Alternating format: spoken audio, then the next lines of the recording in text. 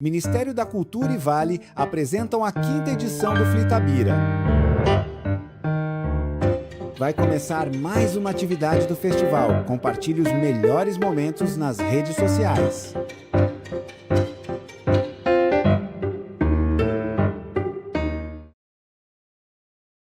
O vídeo a seguir possui recursos de legenda e libras. Apresenta cenas dinâmicas que registram diversas manifestações culturais de todas as regiões do Brasil, ambientado tanto nas ruas, nos palcos, como em grandes eventos e produções ou ambientes intimistas. O vídeo é plural, com agentes culturais de todas as idades, etnias, roupas e figurinos coloridos próprios de cada expressão cultural. A cultura é um dos mais preciosos instrumentos de democracia. É um canal de expressão plural que permite a convivência de diferentes vozes, histórias e visões de mundo.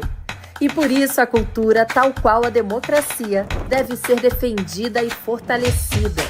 Essa é a função da Lei Rouanet, a principal política pública de incentivo à cultura brasileira.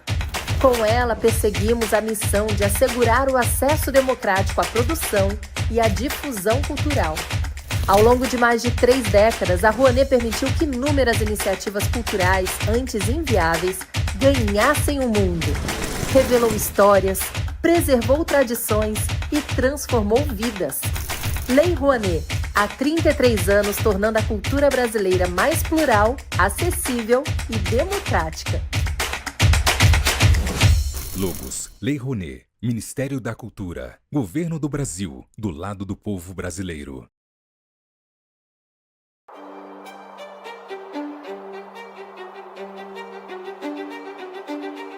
Onde tem cultura, a Vale está.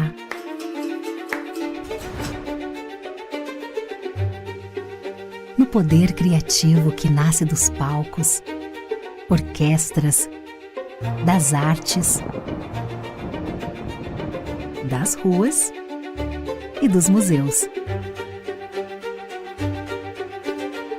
Na valorização das diversas identidades brasileiras e na preservação de memórias.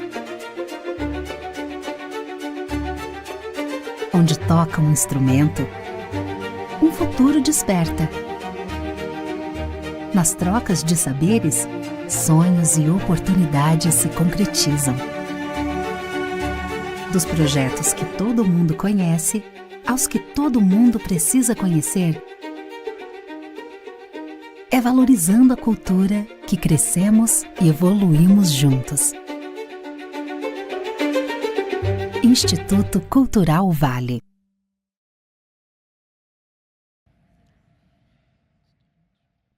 Ana Paula Araújo, Lívia Santana Vaz e Miriam Leitão.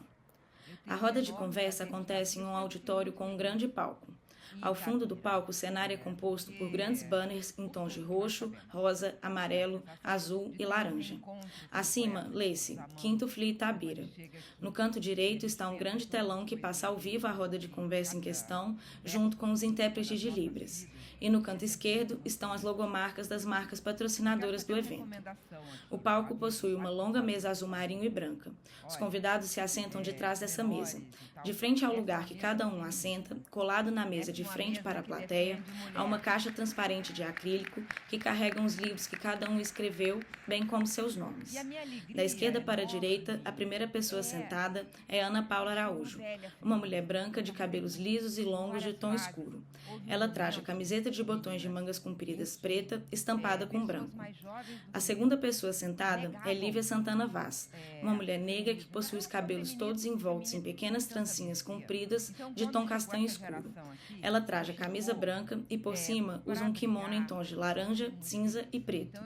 Leva no pescoço um colar com um grande búzios e usa óculos redondos de aro preto. A terceira e última pessoa sentada é Miriam Leitão, uma mulher branca de cabelos ondulados de tom castanho claro, cujo comprimento lhe vai até os ombros. Ela traja camisa de mangas 3/4 amarela e leva no pescoço o crachá dos participantes do evento. Eventualmente, ela coloca seus óculos redondos de aro preto para ler. No canto inferior direito do vídeo em questão estão do início ao fim os intérpretes de Libras. Estes se intercalam ao longo do vídeo entre diferentes mulheres e homens que trajam blusa preta. Eles traduzem simultaneamente tudo o que é falado. De tempos em tempos, a plateia é filmada e está cheia.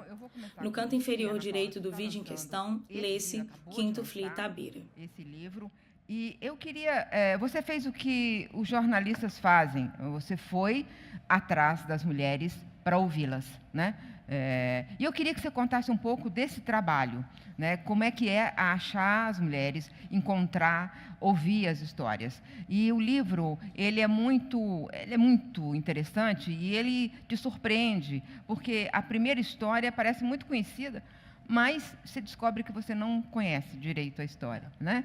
Então, essa que é a surpresa do livro. Mas como é que você foi escolher? Como é que foi esse encontro? Sei que você viajou, sei que você foi atrás, mas essa escolha das mulheres, porque todo dia a gente dá a notícia de algum feminicídio, alguma violência contra a mulher. Queria que você falasse sobre isso. Miriam, boa noite. Lívia, boa noite. É um prazer enorme estar aqui. Boa noite a todos que estão com a gente. Estou muito feliz de estar aqui. Acho que eu já trabalho como jornalista há muitos anos e, a partir do momento que eu comecei a escrever sobre violência contra a mulher, eu lancei o primeiro livro em 2020, comecei a escrever uns 4 anos antes, enfim. Então, já temos uns quase 10 anos que eu estou pesquisando mais sobre esse assunto. Isso me dá muito essa oportunidade de estar aqui, sabe? De estar perto, de falar, de não falar só para uma câmera, né? De ter esse espaço e abordar esse tema que ganhou uma importância enorme na minha vida. Eu decidi começar a pesquisar sobre esse assunto quando cheguei, acho que naquele momento, eu tenho uma filha que hoje tem 19 anos, eu comecei a pesquisar exatamente quando ela tinha 10 anos de idade. E eu acho que foi um momento que algumas fichas começaram a cair para mim de como a vida da mulher é mais difícil, é mais complicada. Não que eu não soubesse antes, obviamente, passei por inúmeras situações, mas eu acho que são coisas que a gente vai passando na vida e não reflete muito sobre o tamanho da injustiça que é, sobre o tanto que a gente acaba tendo que se moldar às situações que ficam tolhendo a gente no cotidiano. Tem até uma epígrafe no meu primeiro livro, no Abuso, que é de uma escritora indiana, que ela fala assim, alguma coisa assim, como a sociedade não sabe o que está perdendo, tanto poderia se desenvolver mais se as mulheres fossem verdadeiramente livres. E eu acho que é muito, isso que me motiva a escrever, trazer essa liberdade, trazer essa libertação que só a informação pode trazer para a gente. Eu fui chegando nessas mulheres, a ideia era, nesse segundo livro, traçar um retrato da violência doméstica dos mais variados tipos, porque quando a gente fala de violência contra a mulher, a violência física é muito fácil de identificar. Mas tem a violência psicológica, que acontece na esmagadora maioria dos relacionamentos. Infelizmente, é triste, mas é preciso dizer isso. Sempre tem algum ponto ali de violência psicológica em todas as outras violências. Tem violência patrimonial, que é aquele homem que não deixa a mulher trabalhar, ou que se apropria do dinheiro dela, não deixa que eu que administre, eu que sei o que eu vou fazer, ou que quebra coisas da mulher, que retém documentos. E tudo isso, às vezes, vem muito travestido de cuidado, né? Então, assim, ele administra todo o dinheiro porque ele é que sabe, ele toma conta, ele que resolve. Então, às vezes, a mulher está sendo isolada de amigas, sofrendo essa violência psicológica, e acha, não, mas é porque ele cuida de mim, ele se preocupa comigo. Então, eu fui meio atrás de mulheres que tinham essas mais variadas experiências com a violência doméstica. E aí você me pergunta onde que eu encontrei essas mulheres, né? A Lívia foi uma pessoa que me ajudou muito a encontrar essas mulheres. Aliás, Lívia, depois a gente fala disso, ela teve uma participação importantíssima, tem um capítulo no livro. Acabou de revelar a fonte. Mas está revelada no livro, está do nome, do crédito nesse Publicado, caso, né? porque Lívia me ajudou demais. Então, fui atrás disso, de pessoas que trabalham no sistema de justiça ou polícia, ouvi muitos especialistas e, através dessas pessoas, eu também cheguei nessas mulheres, ou como a gente chama no jornalismo, né, nesses personagens que nos deram entrevistas. Agora, só para finalizar, quando você fez essa pergunta, me veio um pensamento muito curioso, né, de onde você acha essas mulheres? E eu acho em qualquer lugar, em todos os lugares. Se eu fizer uma pergunta aqui, alguma de vocês consegue dizer, não, eu vivi a minha experiência de vida até agora, eu não sofri nenhum tipo de violência, eu nunca fui assediada, eu nunca fui abusada, e aí a gente está falando desde situações menores até situações piores, de mais violência envolvidas, mas eu duvido que alguém aqui não tenha experimentado na pele, que alguma mulher não tenha sentido o que é esse machismo, o que é essa violência, o que é a misoginia. Em algum momento, engraçado que às vezes quando eu faço às vezes até uma provocação, né? Tem alguma mulher aqui que já não passou por uma situação e nunca tem? Eu lembro que uma vez uma pessoa próxima a mim, uma colega de trabalho, me disse, olha, sabe que eu escuto muito isso, mas comigo nunca aconteceu. E, enfim, não deram assim 15 minutos de conversa e eu apontei para ela algumas situações que ela tinha passado de discriminação por ser mulher. Aí eu falei, olha, não é que você nunca tenha sofrido violência, é que você é distraída. É isso, porque tá presente na vida de todas nós, infelizmente. E eu acho que quanto mais a gente fala, mais a gente fica atenta para não permitir isso, nem com a gente e nem com as que estão em volta. Isso.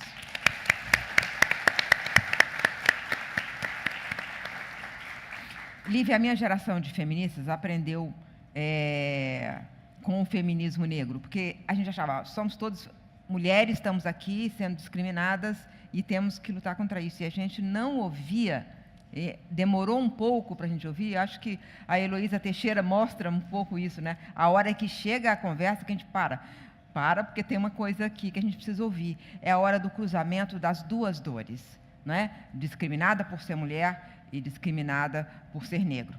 Então, você fala principalmente nos seus livros desse cruzamento das desigualdades, né? Esse cruzamento das discriminações, das dores e das violências. E eu queria que você falasse para a gente entender melhor por que é tão mais difícil ser mulher negra. Boa noite, Tabira. Boa noite a todas, todos. Aqueles homens ali dizem que as mulheres precisam de ajuda para subir em carruagens e que devem ser carregadas para atravessar valas e que merecem o melhor lugar onde quer que estejam. Ninguém jamais me ajudou a subir em carruagens ou a saltar sobre poças de lama e nunca me ofereceram melhor lugar algum.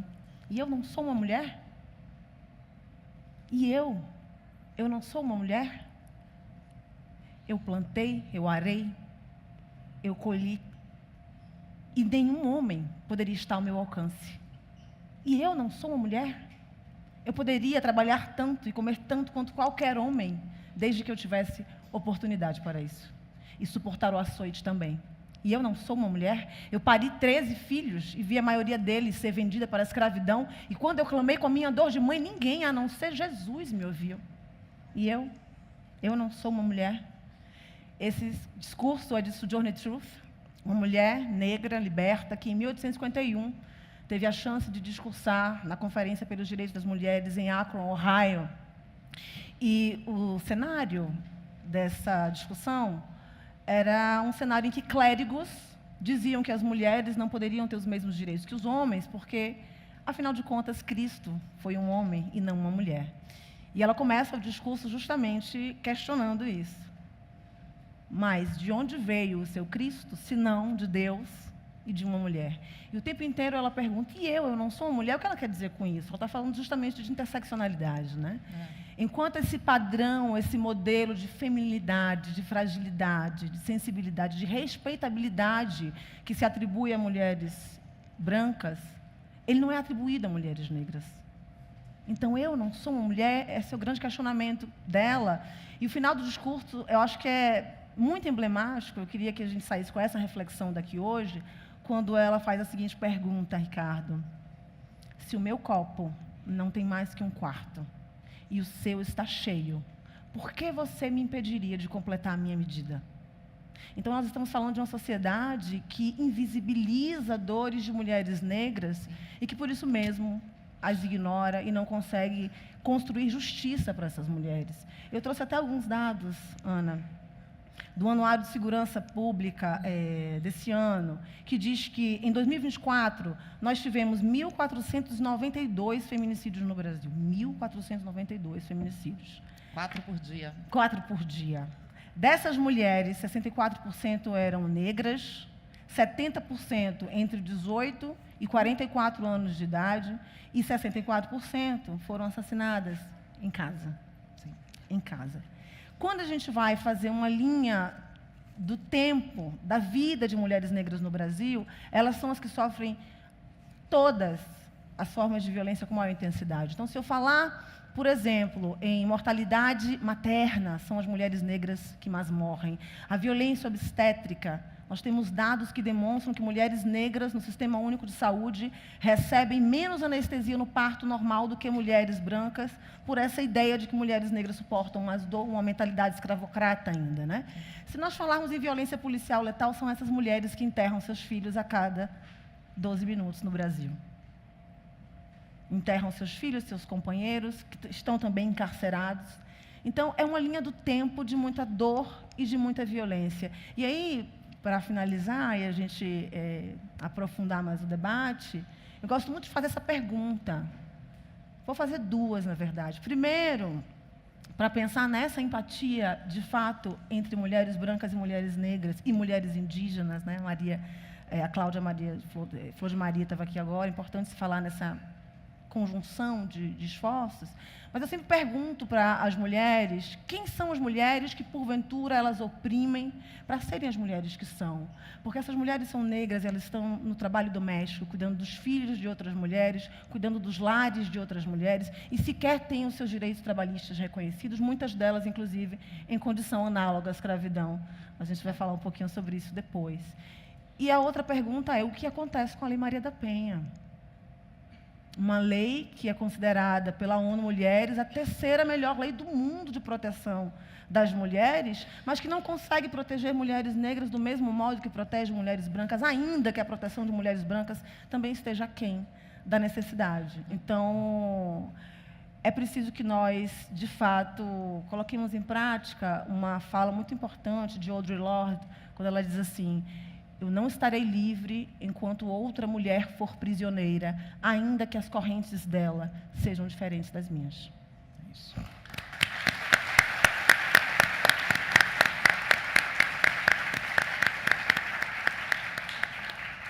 Ana Paula, você fez o primeiro livro sobre estupro e o segundo sobre violência doméstica. Eu sempre tenho um incômodo quando eu ouço violência doméstica, é como se fosse uma violência menor, porque assim sabe, é uma coisa assim menor. A palavra, eu não sei encontrar uma palavra melhor, mas na verdade é uma violência ainda pior, porque é uma violência em geral praticada por pessoa que, se você tem uma relação de afeto ou uma relação de enfim, ou um parente, ou o seu marido. E aí, tem muito... seu livro é muito gostoso, porque o tema é pesado, mas a maneira como você leva é como um grande diálogo, uma conversa com quem está lendo. E aí você fala, não, eu sei que você pensou isso, você pensou, por que ela aceitou? Por que ela até agora... por que ela não se afastou no primeiro momento? Né? E eu queria que você falasse dessa especificidade de violência. Uma pessoa com quem você estabeleceu um laço de afeto e que e você fica prisioneiro da própria violência, com dificuldade, às vezes, de falar e reagir da maneira certa, e aquele ciclo do perdão e volta para mais violência. Isso é muito cruel, né, Miriam? Porque realmente é uma violência que, na grande maioria das vezes, acontece por vinda daquela pessoa com quem a mulher tinha uma relação de amor, de confiança, com quem muitas vezes tem filhos, a quem ela se dedica. E acontece dentro de casa, que é um lugar também que é um lugar sagrado, é onde nós todas deveríamos nos sentir mais seguras. E, às vezes, é onde o perigo está. É onde aquela mulher, muitas vezes, chega, às vezes não tem uma violência física escancarada, mas quando ela chega e sente que aquele ambiente está pesado, eu cito isso um pouco no livro, né? Acho que quando uma mulher chega em casa e ela sente, e o marido está chegando e ela sente medo, ela sente desconforto, isso já é um enorme sinal de alerta. E o que acontece, eu acredito que muito da minha função de falar sobre isso é não só tirar mulheres dessa situação, que elas vejam isso, mas fazer com que a sociedade em volta enxergue de outra forma. Porque é muito injusto esse questionamento em cima da mulher, que é uma vítima. Ela é vítima de violência. Por que é que o nosso questionamento é dizer, mas por que é que ela continua nesse relacionamento? Quando deveria ser, mas por que é que esse homem está agredindo essa mulher? O que é que está acontecendo? Por que que esse homem não está preso? Por que a gente pode fazer? Porque a pessoa que está dentro do relacionamento, primeiro, quando não é uma violência física, ela muitas vezes tem dificuldade de identificar. Tem dificuldade de reconhecer com tudo aquilo que eu já disse, enfim, acha que é assim mesmo. Ele tem um gene pesado, ele quebra coisas na casa, mas ele nunca encostou em mim. Isso já é uma violência prevista em lei, isso já é um crime. Muitas vezes a mulher, quando identifica aquilo e ela quer sair, ela tem a dependência financeira, que é muito realidade, e acredito que especialmente entre as mulheres negras aconteça muito isso, que não tem mesmo para onde ir. Eu vejo relatos de mulheres, olha, eu estou sofrendo violência em casa, mas eu não tenho como sair porque eu não tenho comida para dar para meus filhos, eu não tenho para onde ir. O sistema de proteção para essas mulheres é um sistema que faz com que ela acabe ficando presa, porque ela, quando entra, por exemplo, num programa de proteção, ela tem que sair da casa dela, tem que se esconder com filhos, tem que romper contatos.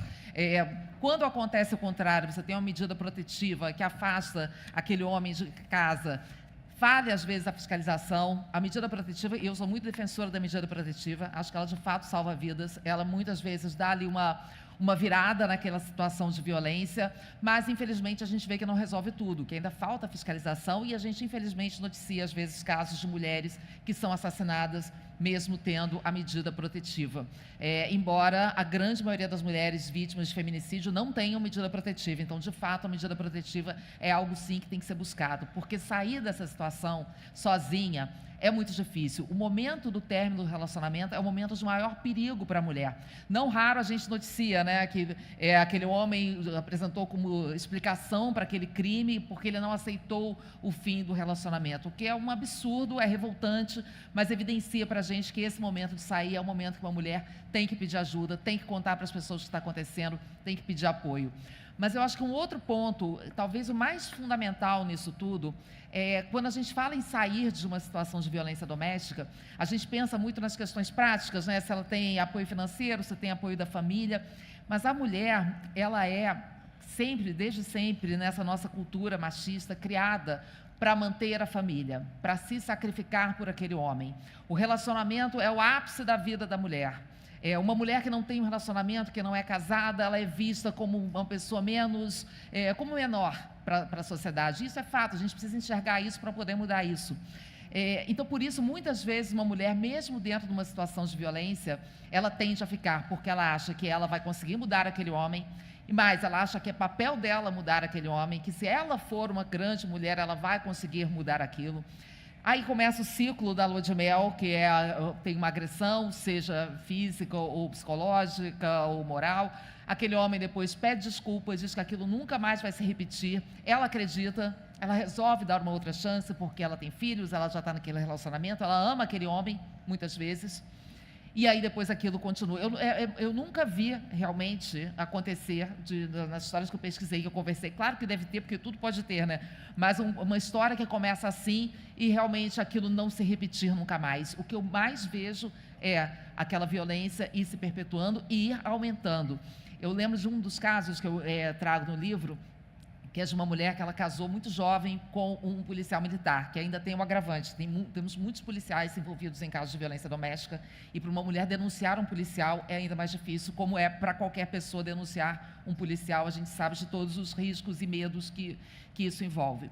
E ela, no começo do relacionamento, por causa de uma discussão boba, ele deu um empurrão nela. E ela foi até o batalhão. E ouviu lá que, não, calma, vamos conversar, vocês têm que se entender, ele tem que se acalmar. E nisso ela voltou para casa. E as agressões foram piorando, até que chegou um ponto em que ela era espancada regularmente, e aí um empurrão para ela já não era mais nada. Ela foi se desensibilizando com aquilo. Então, no momento em que ela levava o empurrão, ela achava que era só um empurrão e que aquilo não era nada demais. Então, por isso é muito importante a gente estar muito atento a isso, a essa violência que é extremamente cruel, porque vem de quem você só esperava amor, respeito, carinho, parceria, na grande maioria das vezes, é o companheiro, ou o marido, ou o namorado, ou ex-namorado que comete o crime de feminicídio ou todos os outros crimes de violência contra a mulher. E acontece dentro de casa, e pior também, num outro aspecto, enfim, só falar brevemente, acontece na frente dos filhos. E isso é extremamente cruel, por vários motivos. Mesmo que o seu filho, um filho, não presencie aquilo, a criança sente aquele ambiente de violência. E muitos presenciam mesmo. Eu trago pesquisas, eu sou de humanas, sou ruim de números, mas tem muitos números de algumas pesquisas já feitas, mostrando que mais da metade dos casos de violência doméstica, quando há filhos envolvidos, que os filhos presenciam essa agressão. E isso marca a vida dessas crianças de uma maneira muito forte, que pode tender para os dois lados, tanto meninos que se tornam extremamente agressivos, quanto meninas que acabam se submetendo no futuro a relações violentas, porque viram aquilo ali como algo que acontece, como algo que é, de alguma maneira, autorizado e naturalizado dentro daquela casa e na sociedade como um todo. Por isso que eu falo muito também do papel das escolas nessa educação contra a violência de gênero. Porque, geralmente, essa violência contra a mulher acontece dentro de casa. Então, não vai ser naquele espaço que aquela criança vai ter informação sobre respeito, sobre igualdade, sobre crime contra a mulher.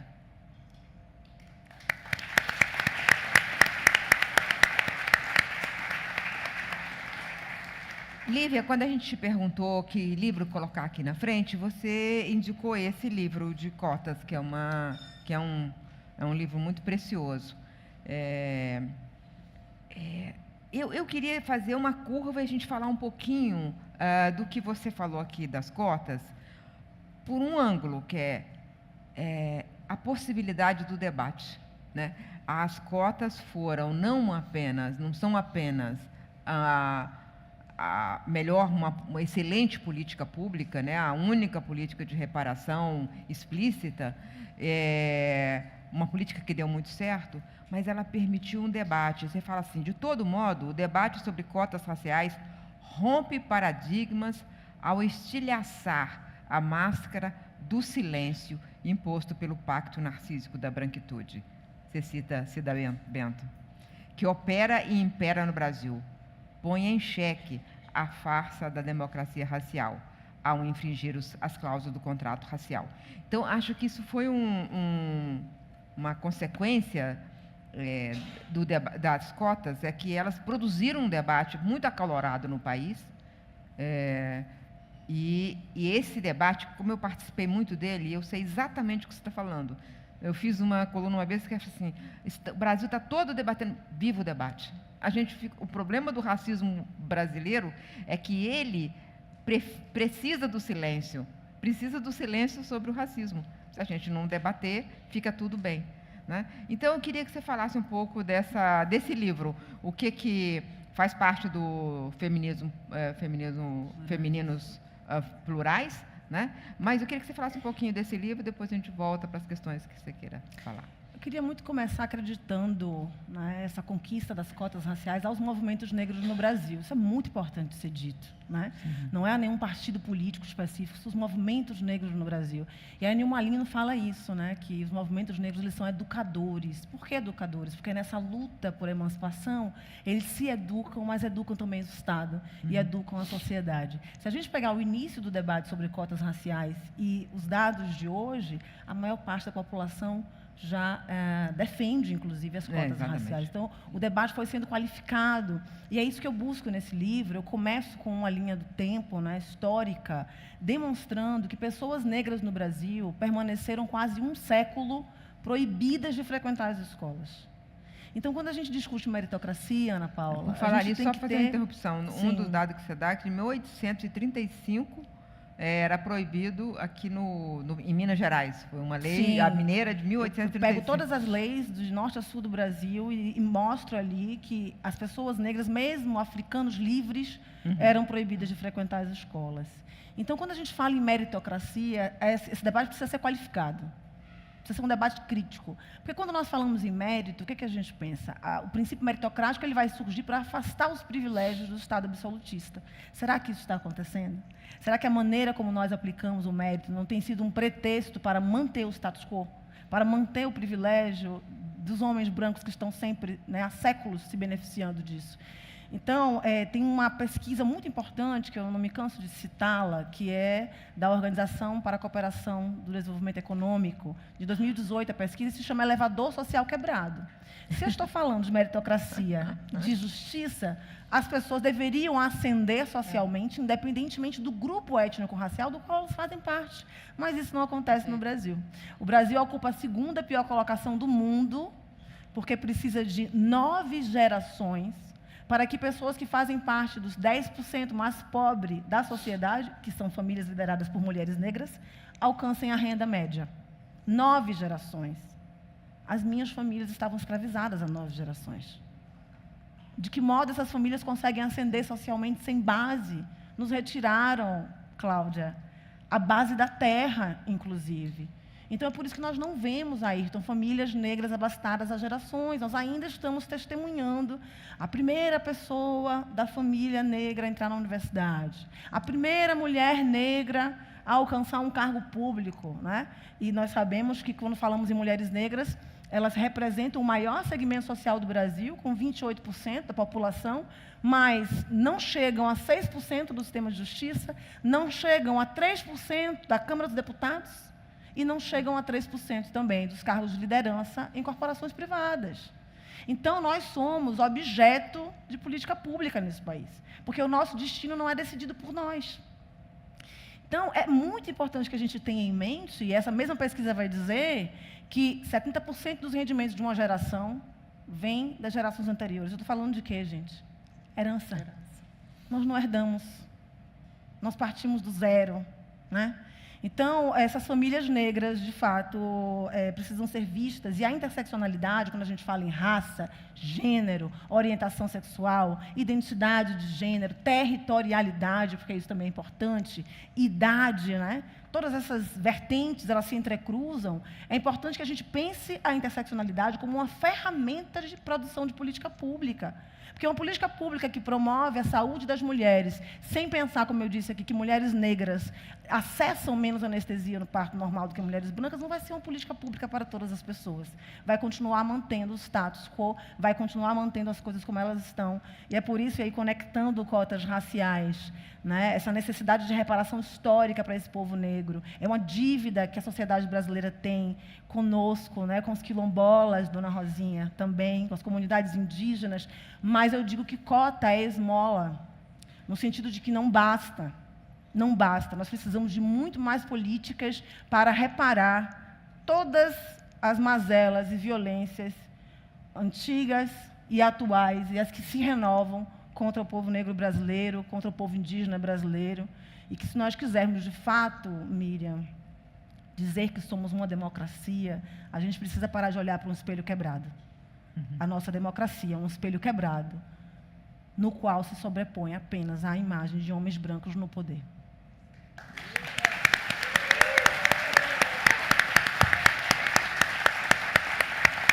Miriam, deixa eu dar uma complementada. Ouvindo a Lívia falar, me veio à cabeça uma história recente. Eu gravei há pouco tempo, ano passado, um Globo Repórter do Dia da Mulher, que chamava Uma Puxa a Outra. Eram mulheres que apoiavam outras mulheres. E tinha uma mulher negra, economista, primeira da sua família a conseguir o diploma, exatamente nesse momento, que ela tem uma ONG, ela dá uma aula de economia, de finanças, administração de dinheiro, enfim, me fugiu o nome agora, educação financeira. Ela dá um curso de educação financeira para mulheres empreendedoras, na sua maioria também mulheres negras, que, enfim, têm seus próprios negócios. E ela comentou algo comigo, que foi o que me ocorreu agora, que ela foi a primeira da família dela a ascender, mas que a ascensão dela ainda é um pouco limitada, porque ela tem que puxar quem ficou para trás. Exatamente. Então, ainda tem, é o contrário, é uma herança negativa praticamente. Ela além de não recebeu uma herança, ainda tem esse passivo, ela tem que ajudar o sobrinho que não teve a mesma sorte, a mãe. Ela, durante algum tempo ainda com a avó, então eu me lembrei de... O salário das mulheres negras no Brasil nunca é só das mulheres negras. Né? É isso. Compartilhado. Esse é o compartilhado. É interessante você falar isso e complementar o que ela falou, e também pode interromper e complementar. Não muito, que a gente não tem muito tempo, eu tenho outras perguntas para fazer. Mas eu queria quebrar o relógio. Vamos quebrar. E aí é o seguinte, você conta várias histórias de mulheres, e me impressionou muito a história da Tainá, porque ela não caiu em nenhum desses clichês. Ela disse não na primeira Essa violência. história é muito emblemática. E ela é vítima de uma violência extrema, extrema. E ela sempre diz, não tá, e foi firma, e não quer saber, está pensando o quê, né? E assim, mesmo quando a mulher... isso aí desmascara um pouco a ideia de que, de certa forma, ela deixou Ela é culpada, chegar ela nesse... permitiu. Ela permitiu chegar nesse momento. A Tainá, com 15 dias, falou não. Né? Essa história realmente é muito emblemática. Acho que eu fiz muita questão de contar essa história exatamente por isso, porque ela joga por terra todos esses mitos de que aquela mulher apanhou, mas também, gente, ela ficou lá, ela que não reagiu, ela permitiu. Ainda se joga muito a culpa de uma violência para cima da vítima quando o assunto é violência contra a mulher. Essa é uma moça de Barretos, e o caso dela saiu, até foi noticiado na imprensa, porque foi uma violência absurda que ela sofreu. Ela foi esfaqueada repetidas vezes. Ela quase não foi socorrida, porque os bombeiros acharam que ela estivesse morta. Até que uma outra mulher fez um escândalo, não, vocês vão socorrê-la sim. Os bombeiros e médicos, depois no hospital, disseram para os pais dela que ela tinha 1% de chance de sobreviver. Graças a Deus, eu entrevistei Tainá, ela está muito bem. Casou, tem uma filhinha. E ela me contou a história e eu fui entendendo a história dela como algo assim, mostrando como é que todas nós estamos vulneráveis, porque ela começou a ter um relacionamento com um rapaz que ela já conhecia há muito tempo, desde a adolescência, a conhecer a família. As famílias eram amigas, uma cidade pequena, e todos se conheciam. E aí, depois de bastante tempo, com amigos em comum, conhecendo esse rapaz, sem ele nunca ter tido nenhum indício de ser uma pessoa violenta, eles começaram a namorar. Em 15 dias, ele começou a dar sinais de comportamento controlador. Não podia falar, ela não podia telefonar para o pai, ela ia num show com ele e ele dava uns ataques de ciúmes, olha, estão olhando para você, você está olhando para não sei quem, e ela, olha, quer saber, acho que a gente não tem que namorar. E ele ficou insistindo, ficou ligando para ela bloqueou ele de todas as formas. Ele aparecia nos lugares para falar com ela e ela simplesmente não dava conversa. Em nenhum momento ela caiu nessa conversa de não, eu vou mudar, você tem razão, eu me excedi, vai ser diferente. E ainda assim, esse homem fez o que fez. Ele não suportou que ela cortasse de vez ele da vida dela e foi atrás dela e cometeu esse crime absurdo. Ele está preso. Acredito até que esteja já para ser solto, que isso é um outro ponto, né? Infelizmente... Foi condenado a 16 anos, mas tem a progressão da pena. Os crimes acabam tendo uma pena pequena, e a grande questão disso é que fica um perigo ambulante à solta atrás dessa mulher, né, que foi vitimada. Então, eu achei essa história bem...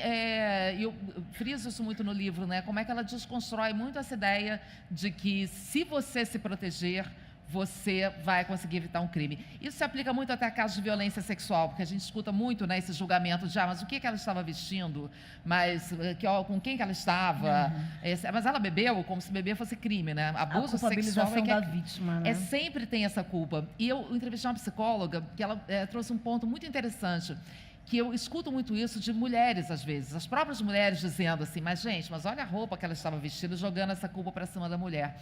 E essa psicóloga me explicou um mecanismo muito interessante que acontece com todas nós mulheres, que é quando você tenta jogar uma culpa para cima da vítima, você está dizendo para você mesma que com você não vai acontecer, porque você não vai se vestir daquela maneira, porque você não vai sair com desconhecidos, porque você não vai, de alguma maneira, facilitar esse tipo de crime. Então, por isso acontece esse julgamento cruel.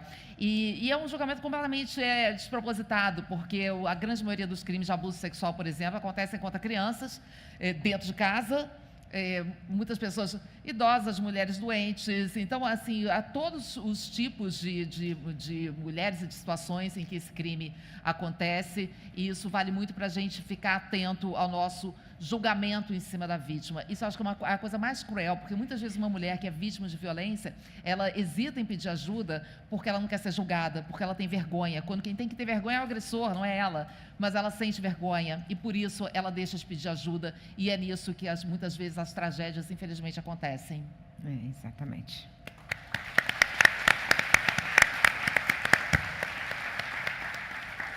Lívia, eu vi que no seu livro A Justiça é uma Mulher Negra, você cita uma história que eu gosto muito, e fiz reportagens sobre ela, que é da Liberata, a história que foi estudada pela Keila Greenberg. Sim.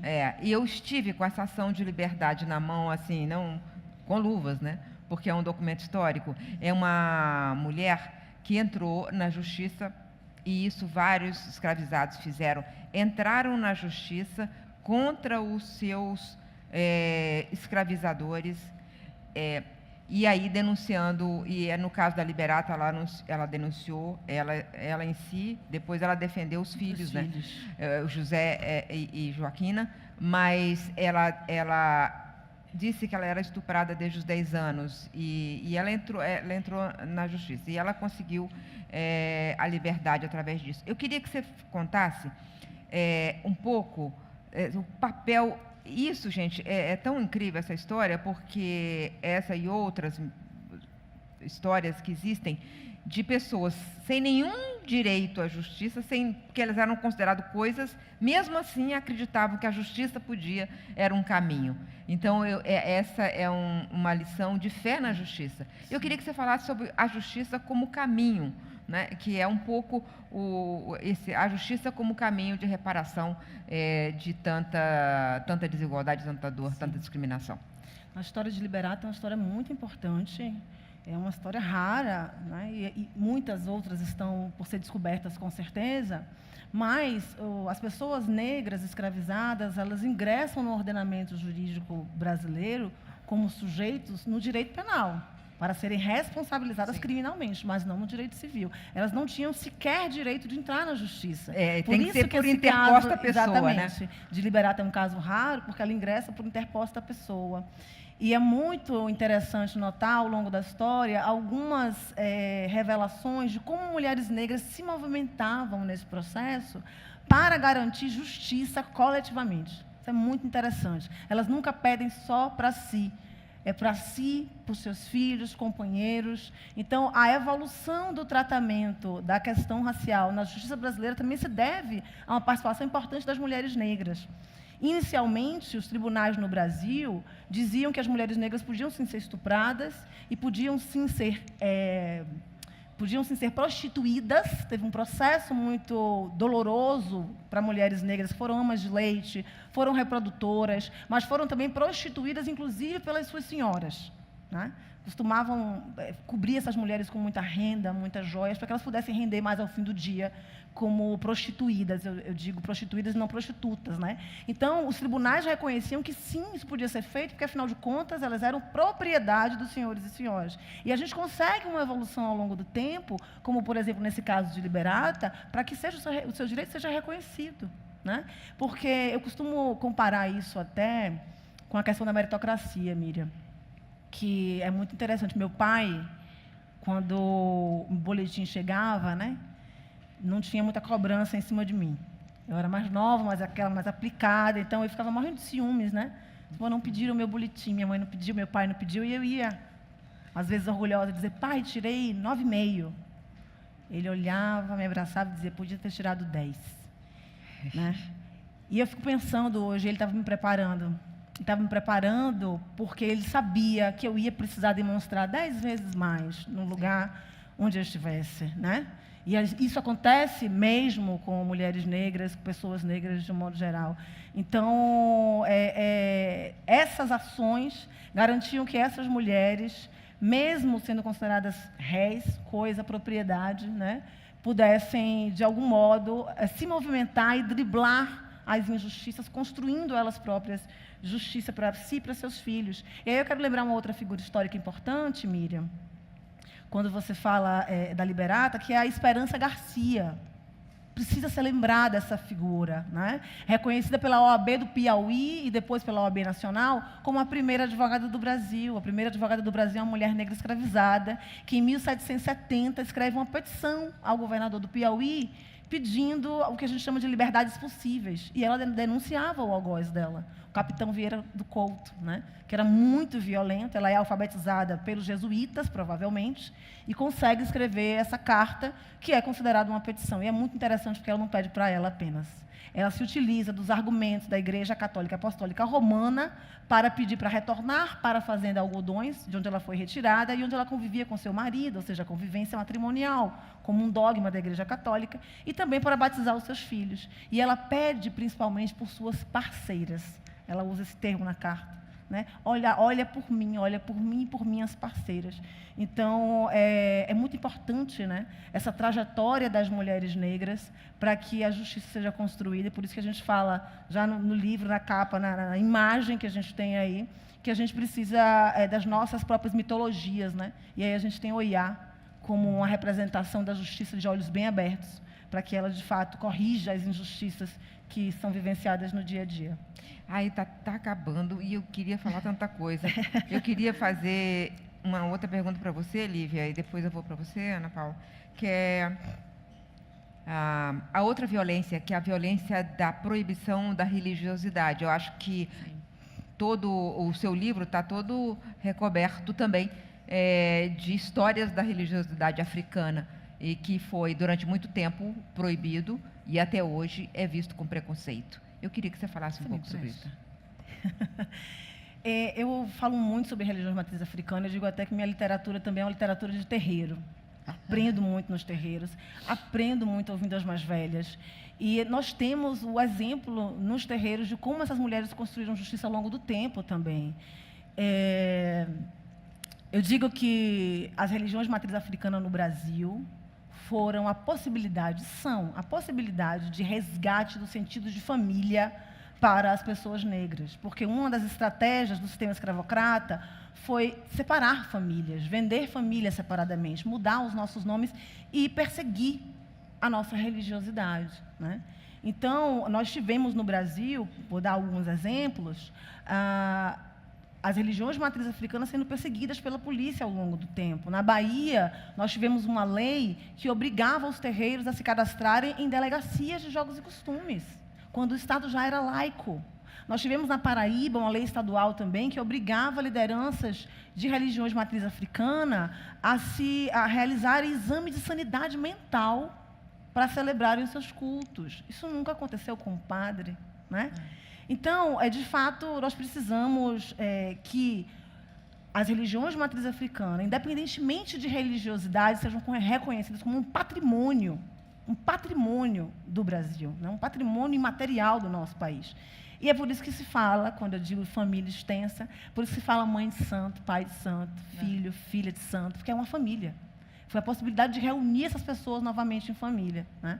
E eu digo muito que a bênção que a gente na Bahia tem como algo muito, muito cotidiano, né? Benção-avó, a gente fala benção. A minha mãe hoje, ela está num processo bem complicado de perda de autonomia, inclusive cognitiva, né? E uma das coisas que ela lembra, quando eu falo benção mãe, ela faz, Deus lhe faça uma criança feliz, né? Então, a bênção é isso, você pede a bênção a alguém, você reconhece a humanidade daquela pessoa, mas aquela pessoa lhe pede a bênção de volta. As religiões de matriz africana, assim, a bênção, minha mãe Iemanjá lhe abençoe, sua bênção, meu pai Oxalá lhe abençoe, por exemplo. É uma troca de reconhecimento de humanidade, né? Eu quero finalizar, para ver a Ana falar também, com um trechinho, vamos ver se eu consigo, né? Falando em mulheres negras e nessas mulheres negras no Rio de Janeiro, nessas dores. Mais um corpo abandonado, esquecido, maltratado, sem razão. Mais um corpo encurralado, espancado, humilhado, sem razão. Mais um corpo violado, traumatizado, abusado, invadido, sem permissão. Mais um corpo assustado, baleado, transpassado, sem razão. Existe um povo que anda ferido. Nós somos mais que nossas dores, do que nossas cicatrizes. Nossos passos vêm diante, de muito distante, de muito longe. Moer as dores e transformá-las em justiça. Existe um povo que anda ferido. Você pensa que eu não sei, acha que eu não vejo, que eu não sinto, que eu não ouço. Pare de se enganar. Pare de se enganar.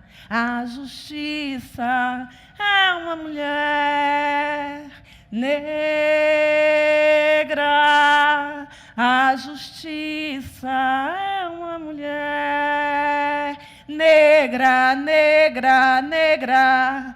A justiça é uma mulher negra.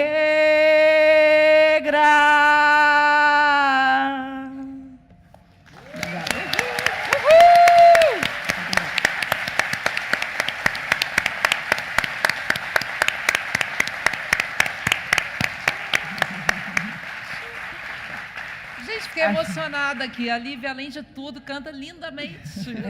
Canta lindamente.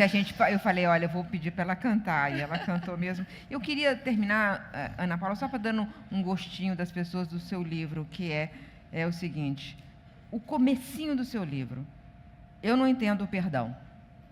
Entendo seguir em frente, sem alimentar rancores, sem perder tempo com histórias dolorosas do passado. Acredito em aprender a lidar com traumas, mas não entendo como algumas mágoas possam ser completamente curadas.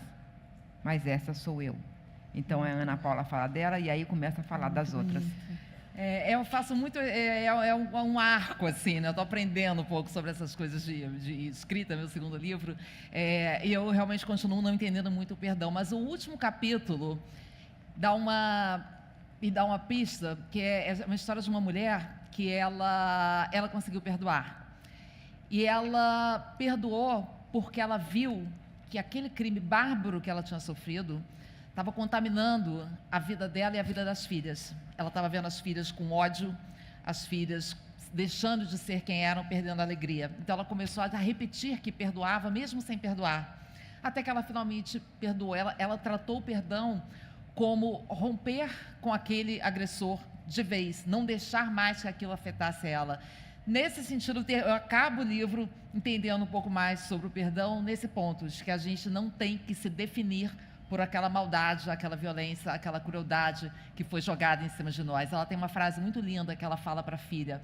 Ela fala também, uma mulher negra, moradora de São Gonçalo, de uma comunidade pobre, e ela fala para a filha, olha, a gente tem que perdoar o seu pai, porque ele jogou um caminhão de lixo em cima da gente, mas nós não somos lixo, e a gente vai devolver esse lixo para o lugar dele. Que fique com ele, e daí, né? Ela tem uma vida, ela é uma mulher que hoje dá palestras, alerta, salva muitas outras mulheres e conseguiu dar realmente a volta por cima e não deixar essa violência defini-la. Então, para encerrar, eu acho que essa é uma mensagem, né, que a violência está presente na vida de todas nós, de várias maneiras, mas a gente não precisa se deixar definir por isso. A gente tem que se unir, cuidar de nós mesmos, cuidar das que estão em volta e conseguir ter uma vida feliz, apesar de tudo isso.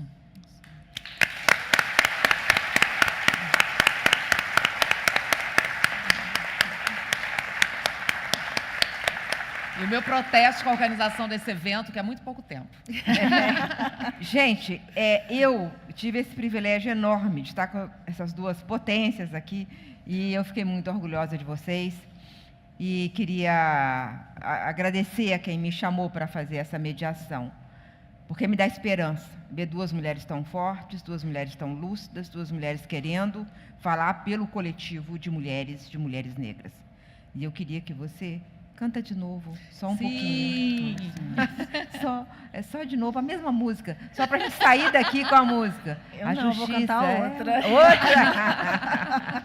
Para vocês cantarem comigo. Essa é a música, esse livro é meu. Deixa eu ver se eu vou... O que passo no momento é silêncio e atenção. Quero contar sofrimento que passamos sem razão.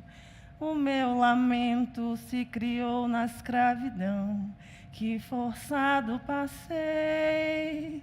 Eu chorei, sofri as duras dores da humilhação, mas ganhei, pois eu trazia Nanaê no coração. Sou de Nanaê, sou de Nanaê,